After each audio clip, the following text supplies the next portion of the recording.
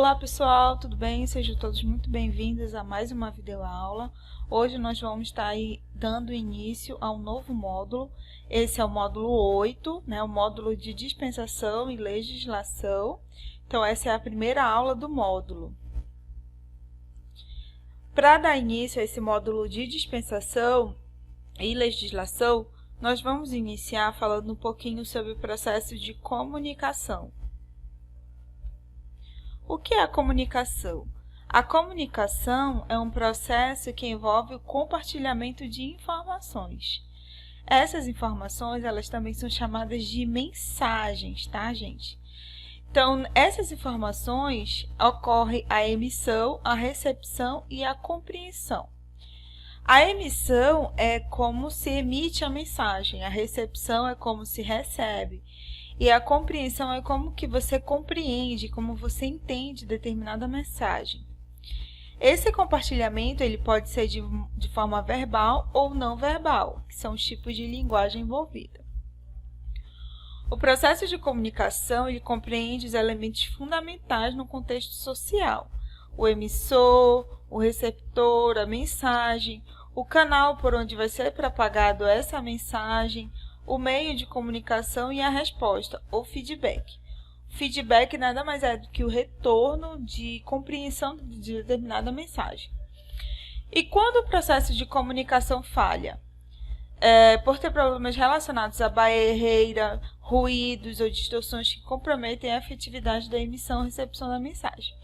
Então, esse processo de comunicação ele falha quando nós temos barreiras ou ruídos que acabam distorcendo a mensagem. E aí o receptor ele acaba compreendendo de forma incorreta ou não compreendendo a mensagem. Então, deve-se compreender o que o paciente transmite. Por que aqui falamos de paciente? Porque nós estamos sendo formados para o atendimento de pessoas, né? O atendimento em farmácia.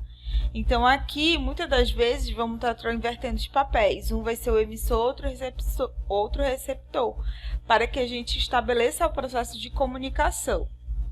É importante você certificar que o paciente recebeu de forma satisfatória e compreendeu a mensagem, certo?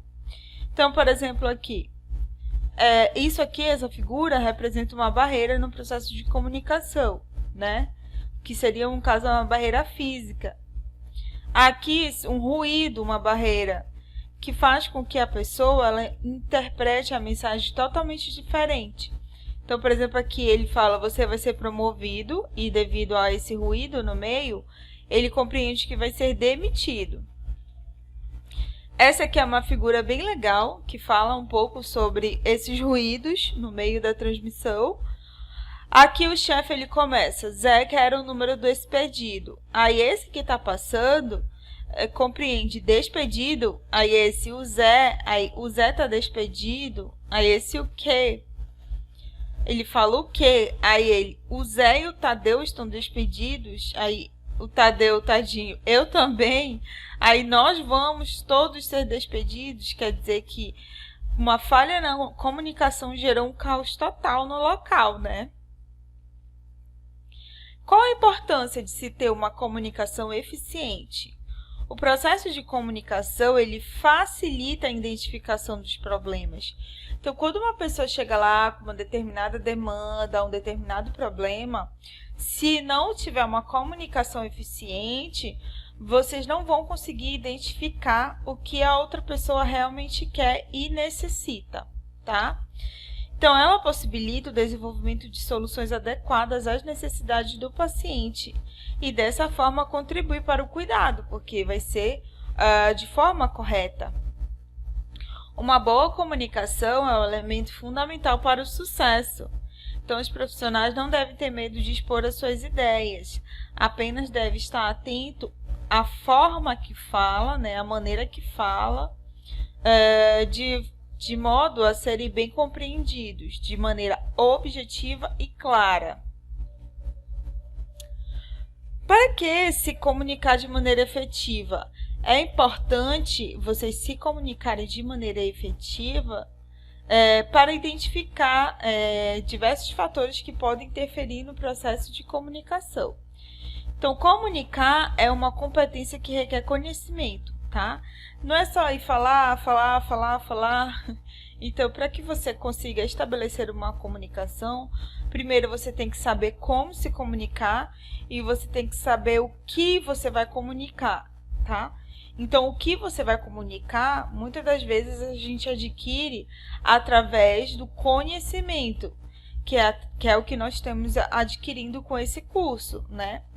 A habilidade de comunicação, isso daí já advém de uma prática, né? Da prática de tentar conversar, de tentar se comunicar. Mas o que comunicar, ele já advém do conhecimento, que é através dos nossos estudos, né? Que é o que nós estamos fazendo aqui nesse momento. Uma postura proativa no sentido de tornar o processo bem sucedido. Então, a pessoa sempre tem que estar disposta a compreender, a ouvir e a transmitir informações objetivas, claras e reais, tá? O que se tem que se evitar, principalmente isso daqui, ó. Ele não quer falar, então também não lhe digo nada, esse daqui. Não falo para ele, ele que fale primeiro. Então, aqui, dessa forma, ninguém se comunica, né? Então, vamos lá conhecer os principais elementos da comunicação. Os principais elementos são o emissor, a mensagem e o receptor. Emissor, mensagem e receptor, ok? Então, o emissor é a pessoa que emite a mensagem, né? A mensagem, junto à mensagem, a gente tem também o fator do canal de propagação e meio de comunicação, a forma com que vai ser transmitida essa mensagem, né? O canal. Aqui, por exemplo, na nossa aula, o canal de propagação é através do vídeo, né? Videoaula. Então, ele é o canal de propagação da mensagem. A mensagem seria o quê? O conteúdo. O emissor seria eu e o receptor seria vocês, ok? O feedback é a resposta do receptor. Então, como que eu tenho feedback da aula? Através dos exercícios que vocês fazem. Eu vou estar observando se vocês compreenderam a aula ou não, se estão tendo muita dificuldade ou não, ok? Então, a habilidade de comunicação é a capacidade de compreender e reconhecer expectativas e da percepção do paciente tem de si mesmo sobre a sua enfermidade. Então, é muito importante a gente entender qual é o nível de conhecimento do paciente em relação à doença dele, em relação ao tratamento e a percepção, né, de si mesmo e da sua doença, ok? Então, essa perspectiva ela exige o desenvolvimento de habilidades comunicativas, que a gente vai ver alguns métodos de desenvolver essas habilidades comunicativas. Essas habilidades elas favorecem principalmente o relacionamento interpessoal. Então, os pacientes eles precisam ter confiança e reconhecer você como um profissional de saúde responsável e competente para ajudá-lo. Mas como é que a gente vai demonstrar que a gente tem realmente competência e a gente sabe o que está falando? É através do nosso conhecimento. É você se apropriar, você estudar, adquirir esse conhecimento, e aí você vai conseguir com o tempo, né, conforme desenvolve a sua habilidade de comunicação, você vai aliar isso a todo o seu conhecimento adquirido no curso, e aí você vai conseguir estabelecer esse processo de comunicação. Então, nós temos comunicação de dois tipos, intrapessoal e interpessoal. A intrapessoal ela não é um objeto de estudo tanto daqui, até porque nós estamos falando de atendimento, então nós vamos estar falando principalmente de outras pessoas. Então, a comunicação interpessoal é o nosso principal objeto de estudo aqui, que é a comunicação entre pessoas. Intrapessoal é com você mesma, tá? Não é a mesma pessoa, é uma comunicação quando você fala com você mesmo. A interpessoal é quando você fala com uma outra pessoa. Então, vamos estar dando início a estudo sobre os tipos de comunicação interpessoal. Então, a gente tem dois tipos, verbal e não verbal. No verbal, a gente tem a fala e a escrita. No não verbal, a gente tem o quê? O contato visual, o uso do toque, expressões corporais. proxêmica, né, que é a distância entre pessoas, visual e objetos, utilização de objetos. Então, a linguagem verbal é aquela que está associada a palavras. Então, a gente tem na linguagem verbal a fala e a escrita, né? Então, na comunicação verbal, a mensagem é transmitida por meio da fala ou da escrita e recebida pela escutativa, né? O receptor faz a escutativa. O conteúdo e a forma como a mensagem é transmitida devem ser claras e acessíveis à compreensão. Então, não adianta você falar muito enrolado e a pessoa não compreende o que você está falando. Variações socioeconômicas, culturais e possíveis deficiências. Então, qual que é a grande facilidade de se fazer a comunicação verbal? É que você pode abranger uma grande quantidade de pessoas, né? Inclusive pessoas que têm alguma limitação, né? Como deficiências auditivas, visuais e cognitivas. Nesses casos, a linguagem escrita, por exemplo, utilizando signos, é muito válida também. Vamos falar um pouquinho sobre a linguagem verbal, a fala. Então, a gente tem a transmissão da mensagem nessa comunicação através da fala. Algumas características, elas são muito importantes e devem ser levadas em consideração para que seja efetiva essa comunicação verbal. Como pronúncia correta, articulação das palavras, modulação, intensidade do som, o ritmo, se você fala rápido ou lento demais, timbre da voz, linguagem adequada, né? Você falar uma linguagem clara para a pessoa entender, clareza, utilização de termos adequados à compreensão, falar com calma, frases simples e expressões emocionais. Então, tudo isso daqui são características que vão facilitar essa comunicação verbal através da fala. Comunicação verbal escrita é a transmissão da mensagem através da escrita, sinais e gráficos, certo? A escrita, ela geralmente associa a comunicação através da fala. Então, ela complementa uma orientação falada. Auxilia na informatização, o próprio processo de informatização, ele é um tipo de comunicação verbal escrita, né? Diminuição de erros, registro de informações, gerenciamento de informações. Então, a gente tem, por exemplo, aqui um sistema informacional.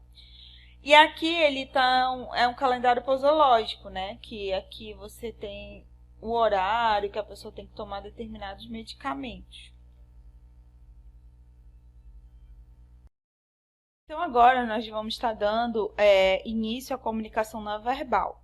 Lembrando que nós falamos da comunicação verbal, né, que é por meio de fala, escrita, e agora nós vamos estar falando sobre comunicação não verbal, certo? Então, a comunicação não verbal ocorre por meio de gestos, códigos sonoros, sinais, expressões faciais ou corporais, imagens ou códigos. Então, ela abrange a expressão corporal e facial, né? Aqui, ó, expressão facial, expressão corporal, aqui, ó, essa pessoa. Aqui a gente consegue compreender o nível de entendimento e o nível de compreensão dessa pessoa. Então, quando a pessoa geralmente não está entendendo, não está conseguindo acompanhar, ela começa a alterar a postura corporal, né? Então, ela começa a ficar meio assim, mais jogada, começa a dar sono. Então, isso são gestos, tá? Então, esses são os tipos de comunicação não verbal. Então, o primeiro tipo de não verbal é o oculésico ou contato visual. O contato visual ele é muito importante, porque ele comunica o interesse e o grau de atenção que estão sendo dirigidos àquela pessoa que está falando. Então, aquela pessoa que está falando, ela é importante que você estabeleça um contato visual. Caso a pessoa ela não aceite ou você perceba que ela não gosta muito de contato visual, então isso daqui seria opcional. Porque a gente sabe que tem certas pessoas que têm limitação a contato visual, ok? Então, ela ajuda a avaliar a veracidade e os sentimentos. Então, quando você consegue visualizar o olhar das pessoas, você consegue se concentrar na mensagem, na compreensão da mensagem. Aí a gente tem a áptica, o uso do toque, que é o contato físico intencional entre as pessoas, demonstrar interesse ou confiança, e aqui o toque, ele pode ter o toque instrumental e o toque afetivo. Toque instrumental é quando você está fazendo para realizar algum procedimento, como, por exemplo, verificação de pressão arterial, verificação de glicemia capilar. O toque afetivo ele já é diferente, ele não é ligado a um procedimento profissional, tá? Ele já objetiva reduzir a tensão e promover relações afetivas. Então, por exemplo, essa pessoa está dando um toque pequeno no ombro do paciente. Esse tipo de toque ele já tem um caráter afetivo. Então, a gente tem cinésica ou expressões corporais, né? Que aqui a gente já fala sobre gestos e movimentos do corpo, postura corporal, deve estar em consonância com a comunicação verbal. Então, a má postura pode expressar uma atitude de indiferença, ansiedade ou insegurança. Então, quando a pessoa ela começa, como eu falei para vocês, variar a postura, significa que tanto o nível de compreensão, quanto o nível de a questão de insegurança, ansiedade ou indiferença, ela vai sendo mostrada através dessas expressões corporais. Então, identificar ruídos de comunicação e respostas empáticas. E a gente tem a proxêmica, ou distância entre pessoas. Isso é algo que vem sendo muito discutido, essa questão de distância. Se eles acreditam que ao aumento da distância entre pessoas, isso acaba sendo um obstáculo na comunicação. Então, a distância, ela possibilita a questão da privacidade, não criar desconforto, interagir com o paciente de melhor forma. Então, quando você está numa distância menor, você consegue interagir melhor com a pessoa, certo? Então, como eu falei para vocês, hoje já vem sendo muito discutida essa questão de remoção de obstáculos físicos ou readequar os balcões de farmácia para facilitar a comunicação. Muitas das vezes a pessoa atrás do balcão, a uma certa distância, ela se sente um pouco coagida e ela não consegue falar tudo o que realmente quer. E aí a gente tem outra comunicação não verbal, é visual ou utilizando símbolos e ícones, né? Símbolos, desenhos, imagens, figuras. É uma forma de transmissão de mensagem muito boa, principalmente quando a gente tem pessoas com baixo letramento, pessoas com dificuldade de enxergar, dificuldade de entendimento.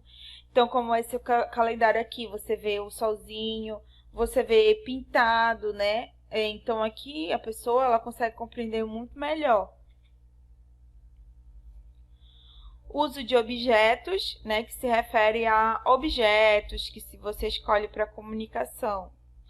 Então, são diferenciais na interpretação da mensagem recebida, aparência, vestimenta. Então, até mesmo, por exemplo, um crachá que a pessoa utiliza, um uniforme. Isso já também é caracterizado como um objeto, né? A pessoa ela consegue identificar a outra como uma pessoa capaz de ajudá-la, certo? Então, o local, a disposição do local, a sinalização, a limpeza, o conforto, tudo isso transmite uma mensagem. E quais os recursos mais importantes para a gente fazer esse processo de comunicação? Primeiro de tudo, escuta ativa. Então, você vai perceber e avaliar os elementos conscientes e inconscientes comunicados. Então, escuta ativa é você demonstrar um interesse pelo que você está ouvindo, ou você escutar e ouvir. Não é só escutar, você tem que ouvir, estar concentrado, estar atento aos detalhes que está sendo comunicado a você, certo? Isso faz com que o paciente se sinta valorizado e motivado a continuar. Outro recurso é o questionamento. Então, aqui a gente consegue obter informações sobre a perspectiva do outro, fala espontânea do paciente, iniciar com questões abertas, né? Questões abertas em relação ao tratamento, em relação à doença, certo? Então, evitar questões que induzem respostas, o que confunda o paciente. Então, Então, você induzir uma resposta, um pensamento, uma compreensão. O ideal é que você entenda inicialmente o nível de compreensão que ele tem em relação à doença, em relação ao tratamento. Então, questionamento você obtém através da escuta ativa. Então, vocês vão ver que a escuta ativa é basicamente a mais importante. No momento que uma pessoa fala, a outra escuta. E assim, quando a outra fala, você escuta. Mais ou menos assim. Então, outro que a gente tem é empatia. Empatia nada mais é do que você compartilhar da experiência do outro. Se colocar no lugar do outro, é você começar a ver aquela determinada situação através da visão do outro, né? Dessa forma, você vai construir uma boa relação. Então, as respostas empáticas, elas têm um sentido de promover a humanização no atendimento. Então, aquela pessoa, ela começa a observar que ela é uma pessoa importante, que ela está sendo ouvida e que ela tem total segurança no que está sendo transmitido a ela. A assertividade é avaliar determinada situação e expressar de maneira adequada. Então, você vai avaliar e na hora de expressar tem que ser claro, objetivo, adequado e baseado nas melhores evidências. Que evidências? Através do conhecimento. Novamente eu falo, a gente está estudando, a gente está adquirindo conhecimento. Então, você vai conseguir ser assertivo quando você sabe do que está falando, ok? Mas não é só saber do que fala, é saber como fala também. Então, permite ao paciente ter maior confiança no profissional, criar um vínculo e uma relação honesta de comunicação.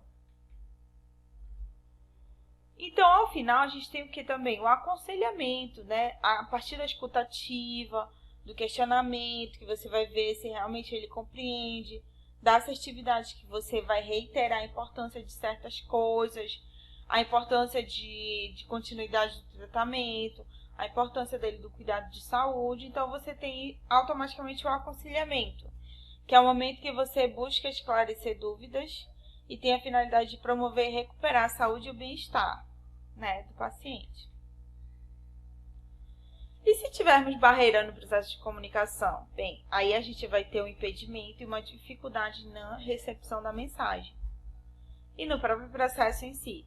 Então, aqui o receptor ele começa a ter uma dificuldade sobre como receber essa mensagem.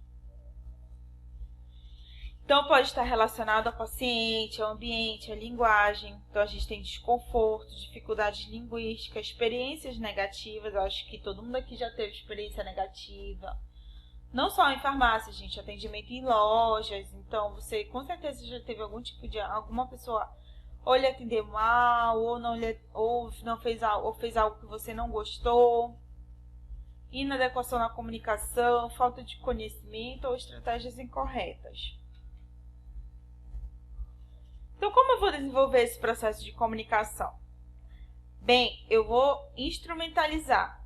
O que é instrumentalizar é você praticar, você criar instrumentos. Iniciar uma conversa com alguém, né, através de treinamento e prática.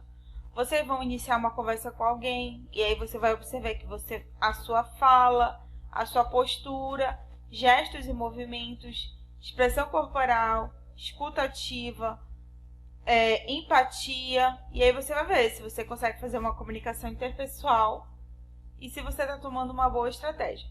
Então, façam assim, no momento que você for falar com outra pessoa, você observa a fala, a postura, os gestos e movimentos, expressão corporal e a escuta ativa. Observem se tudo isso daqui acontece de forma coordenada. Vocês vão ver, no momento que vocês fizerem isso, que tudo isso acontece, né, ao mesmo tempo, e que tudo acontece simultaneamente para que você consiga receber a mensagem que a pessoa está transmitindo. Então é isso, pessoal. Essa foi a aula de hoje. Eu vou estar passando aqui 2 vídeos para vocês, muito interessantes, com dica muito importante. Quero que vocês anotem todas essas dicas. São dicas valiosas para vocês desenvolverem no atendimento de vocês. Então, façam os exercícios. Qualquer dúvida, entre em contato comigo.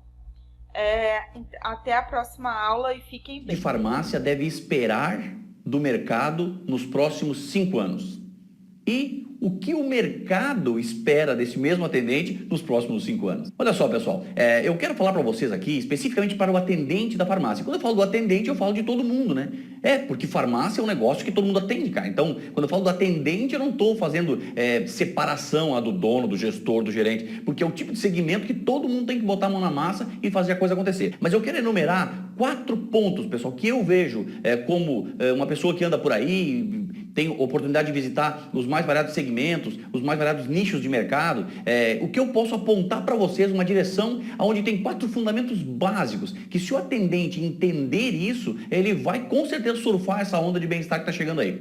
O que é essa onda de bem-estar, Fábio? Essa onda de bem-estar é a indústria do bem-estar, que hoje está se ancorando dentro da farmácia, porque farmácia é o único segmento capaz de promover bem-estar de forma direta e indireta. Direta através do medicamento, indireta através de toda a perfumaria da farmácia, que na verdade não é perfumaria, né, pessoal? É setor de bem-estar da farmácia, ou HB, higiene e beleza. Perfumaria é perfume, né? Então são umas coisas que a gente tem que ir mudando esse conceito devagarinho. Mas vamos lá, 4 pontos então que o atendente precisa introjetar para poder surfar essa onda aí. Vamos lá? Primeiro ponto, pessoal. Não tem como um atendente hoje querer trabalhar numa farmácia e não gostar de gente, entendeu? Ele tem que gostar de gente, porque ele vai trabalhar com gente para a gente, e ele é gente, né? Então eu não entendo assim essa coisa que assim, eu não gosto de pessoas.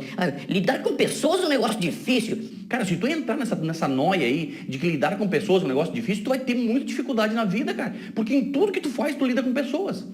Mas por que eu destaco esse primeiro ponto para o atendente de farmácia? Porque, cara, as pessoas chegam na farmácia fragilizadas, entendeu? Geralmente elas vão na farmácia porque elas estão doentes, sabe? Elas estão depressivas, cara. Não te esquece que o Brasil é líder mundial em venda de antidepressivo. E onde é que esse povo vai? Né? O povo vai na farmácia. Então, grande parte das pessoas que você atende, há uma grande chance de a cada 5, um é depressivo. E eu não conheço nenhum depressivo que sai, que legal, tô depressivo hoje, que bacana. Não, cara, o cara tá muito ruim, né? Então, se você não tiver essa habilidade de gostar de pessoas, de estar com pessoas, né? De ser carinhoso, afetuoso, atencioso, cara, essas coisinhas, entendeu? Às vezes as pessoas me perguntam assim, Fábio, quais são os critérios para contratar um atendente para farmácia, perfumaria, um gestor de perfumaria e tal? Eu digo assim, cara, tu tem que achar alguém que goste de gente, sabe? É o primeiro critério, o cara tem que gostar de pessoas. Segundo ponto, o segundo ponto, cara, o atendente de farmácia hoje, para atuar de forma estratégica na farmácia, ele tem que valorizar o bem-estar. Como assim valorizar o bem-estar? O cara tem que ser meio vaidoso, Fábio. Também, né? Mas não é somente a questão da vaidade, ele tem que realmente valorizar bem-estar. Ele tem que ser uma pessoa que transmite bem-estar, que vende bem-estar. Que o cliente, ao entrar na farmácia, olha para ele e fala assim, uau, quero ser como ele, né? Por que as meninas que trabalham na perfumaria? Eu não admito, cara, numa farmácia, uma menina que... o que você faz? Eu sou perfumista. Aí eu chego para ela, cara, ela nem um batom ela tá usando. Sabe? Então, cara, você vende muito do que você oferece, através da tua postura, através do teu posicionamento, né? Através do valor que você dá para aquilo que você vende. Então, quer vender bem-estar? Valorize bem-estar. Eu já tive casos assim, pessoal, de farmácia que o cara tá ali, às vezes com cheiro de cigarro, sabe? Poxa, cara, como é que tu vai querer vender uma coisa se tu não começa por você? E eu tenho outras farmácias que os caras só contratam top, os caras bonitão, bombadão, as meninas top, lindas e tal, mas às vezes também não gostam de gente. Tu tá entendendo? Então, cara, o desafio hoje pro atendente de farmácia é grande. Terceiro ponto, cara, tu tem que gostar de mudança. Entendeu? Não vem assim, Eu não gosto de mudar. cara, então sai, vai para outro segmento, entendeu? Porque se existe um segmento que vai mudar muito nos próximos anos, esse segmento é a farmácia. Aquele papo antigo da farmácia, do balcão, coisa e tal, tá assim, ó, mas em franco desuso, né? Eu já tenho clientes meus, pessoal, que foi desenvolvido projetos onde o balcão da farmácia são ilhas, justamente para quebrar aquela barreira que tem do balcão. O atendente não quer sair de trás do balcão, então o que eu faço? Eu tiro o balcão da frente dele. Tu não quer sentar no balcão? Então eu tiro o balcão da tua frente, eu quero ver o que tu faz. Aprecie mudanças. Toda mudança, ela não é legal num primeiro momento, né? Por quê? Porque te tira de uma área de segurança.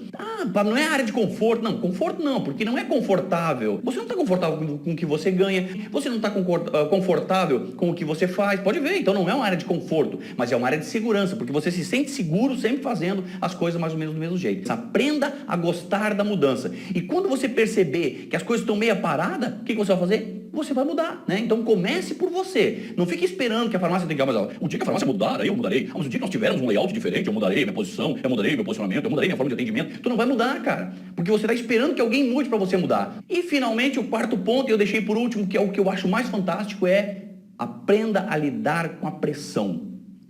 Pressão.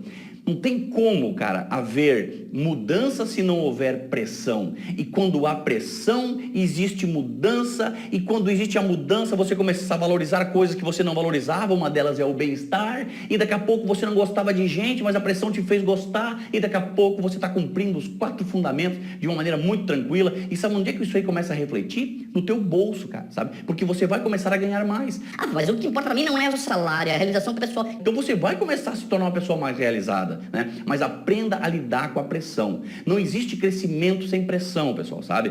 Em algumas frases que eu comecei, eu chego lá na consultoria mesmo, eu falo assim, a primeira coisa que eu falo assim, ó, aí as metas, o que tem de metas? Quais são as tuas métricas de crescimento? Eu não, Fábio, eu não tenho, porque o pessoal trabalha como ele quer. Ah, tá, e eles estão satisfeitos com o resultado que eles têm? Não, acho que eles não estão satisfeitos. Então eles não trabalham como eles querem, porque o que eles querem não está atendendo aquilo que eles desejam, que é ganhar mais, ter uma lucratividade maior e tal. Então aprenda a lidar com a pressão, né? E você vai cumprir esses 4 fundamentos aí, eu tenho certeza que você vai ter muito sucesso, ok? Nos primeiros 5 segundos você define o ritmo do teu atendimento, né? Ou seja, na abordagem, né? Então o grande desafio de um atendimento é a abordagem. Você sabe por que muitas vezes o atendente não sai de trás do balcão da farmácia para fazer um atendimento na perfumaria? Por quê? Porque ele não sabe o que ele vai dizer para o cliente, cara. Então, entre a insegurança de não saber o que vai dizer para o cliente lá, ele prefere a segurança de ficar atrás do balcão. Vou te dar uma dica hoje do que você deve falar para o cliente quando você aborda o cliente lá. Cara, a venda, ela é dividida basicamente em 4 passos. Prospecção, demonstração, fechamento e duplicação. Basicamente esses 4 pontos aqui. Qual desses aqui você acha que é o mais desafiador? Enfim, né, pessoal, não precisa ser nenhum especialista para saber que o maior desafio é a prospecção, né? É você buscar o cliente, é você abordar o cliente, né? A maioria das pessoas que eu converso não gostam de ser abordadas. Então, inconscientemente, você como colaborador, você também não aborda, porque você deduz que a pessoa não gosta de ser abordada. Não é que a pessoa não goste de ser abordada, cara. Todos nós gostamos de ser abordados. Porque assim, pessoal, guarda uma coisa, ó. Muito pior do que você abordar o seu cliente, né, é você não abordar. Sabe quando você entra dentro de uma loja, né, e os vendedores estão lá circulando, tal, assim, e eles fazem de conta que tu não existe ali? Cara, isso aí é muito mais chato para o cliente do que você abordá-lo e ele falar aquele clichê antigo do, não, só estou dando uma olhadinha. Então, o que eu preciso fazer? Se eu sei que os caras costumam dizer isso, eu procuro fazer uma pergunta ou fazer um comentário diferente daquilo que ele está acostumado a ouvir. Agora vamos fazer o seguinte, ó, vamos colocar você agora no lugar de um cliente, tá? Você visitou 10 farmácias e nas 10 farmácias, 10 atendentes disseram assim para você, olá, posso te ajudar? E você vai dizer para eles o quê? Não, só estou dando uma olhadinha. Se coloca você no lugar do cliente e nós vamos fazer uma experiência interessante aqui, ok? Pensa o seguinte, ó, você visitou 10 farmácias, ok? E nas 10 farmácias o atendente te atendeu dessa forma. Posso te ajudar? Bom dia, posso te ajudar? Olá, muito bom dia, posso te ajudar? Bom dia, posso te ajudar? Chato, cara. E tu vai dizer para todos eles o quê? Não, só estou dando uma olhadinha. Não, só estou dando uma olhadinha. Basicamente isso aí. Agora imagina o seguinte, você chegou na farmácia do Fábio, né? E quando você entrou na farmácia do Fábio, o Fábio vai te abordar da seguinte forma. Olá, muito bom dia. Meu nome é Fábio. Aqui está o nosso jornal de ofertas, né? Você dá uma olhadinha, se você precisar de alguma coisa, é só me chamar. Fica à vontade. Faz ou não faz sentido o que eu estou dizendo? O que é o jornal de ofertas? O jornal de ofertas é o que vocês chamam de tabloide. Pô, tabloide, cara, tabloide não diz nada. Mas tá aqui no nosso panfleto. Sabe, daqui a pouco o cara vai achar que tu é político, pô, entendeu? Tá aqui nosso papelzinho, jornal de ofertas, porque um jornal é um informativo das ofertas que tem ali, e você dispara 2 gatilhos mentais no cliente. Jornal é importante, jornal nacional, jornal hoje, enfim, jornal é importante, e oferta os caras querem, pô. Então, você fez uma abordagem leve, sutil, extremamente objetiva, utilizando uma ferramenta extraordinária que é o jornal de ofertas. Vamos repetir então? O cara entrou na farmácia, eu vou lá, abordo ele e chego e digo o quê? Olá, muito bom dia, meu nome é Fábio, aqui está o nosso jornal de ofertas, você deu uma olhadinha, se precisar de alguma coisa é só me chamar, fica à vontade. Cara, não pode medir aí, ó, não deu 5 segundos, cara, não deu 5 segundos, vocês estão entendendo? Então, isso é uma forma de você abordar que você deixa o cliente à vontade, cara, sabe? E aí, mas como é que eu faço, amor? Como é que eu faço a condução? Você não vai precisar fazer a condução, né? Você simplesmente começou a estabelecer um relacionamento com esse cliente, né? Ao chegar, abordar, dar atenção para ele e deixá-lo à vontade, você já iniciou um relacionamento, né? Sabe aquela máxima assim, que a maioria das pessoas não gostam de relacionamento que tu chega ali e o cara já, né, um exemplo assim, já vai para os finalmente, né, não, o cara gosta da conquista. E o cliente também gosta da conquista. Então não adianta você ficar em cima do cara enchendo o saco, é chato, tu entende? Mas também tu não pode largar o cara tipo bicho, tu entende? Então você precisa o quê? Ir no equilíbrio, entendeu? Ir no ponto de equilíbrio. Você é sutil, você é leve, né? Você não é aquele cara chato que fica ali com dois de paus parado ali do lado do cara, né? Então a abordagem, no meu entendimento, é o maior desafio que hoje um atendente tem na hora da farmácia, tá? Por isso que muitas vezes ele não sai de trás do balcão, cara. Às vezes não é nem falta de vontade, às vezes é falta do que dizer pro cliente. Então agora você sabe o que dizer, né? Entenda uma coisa, pessoal. Venda é relacionamento. E o relacionamento é determinado pela maneira como tu aborda. Pode ver, até na balada, né? Da maneira como você chega, define a tua balada. A maneira como você aborda o teu cliente, define o teu atendimento. Então, se você fizer uma abordagem leve, a tendência é o atendimento ser leve. Se você faz uma abordagem amarrada, sisuda, dura ou óbvia, a tendência é você colher os frutos durante o teu atendimento.